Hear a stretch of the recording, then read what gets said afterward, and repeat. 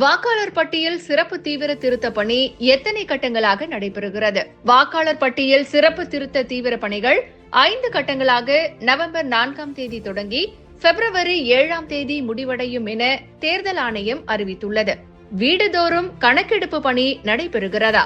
4/11/2025 முதல் வாக்காளர்களுக்கு வீடு வீடாக சென்று கணக்கீட்டு படிவம் வழங்கும் பணி தொடங்கப்பட்டு 4/12/2025 வரை நடைபெறுகிறது. வாக்காளர் வீட்டிற்கு வாக்குச்சாவடி நிலை அலுவலர் வருகை தந்து இப்படிவத்தின் 2 பிரதிகளை வழங்குவார். விண்ணப்பத்தில் என்ன விவரங்கள் இருக்கும்? வாக்காளர் பெயர், வாக்காளர் அடையாள அட்டை எண், புகைப்படம் மற்றும் முகவரி உள்ளிட்டவை குறித்த விவரங்கள் இருக்கும். மேலும் 2002 மற்றும் 2005க்கான சிறப்பு தீவிர திருத்த வாக்காளர் பட்டியலில் உள்ள வாக்காளர் மற்றும் வாக்காளர் உறவினரின் விவரம் கேட்கப்பட்டிருக்கும்.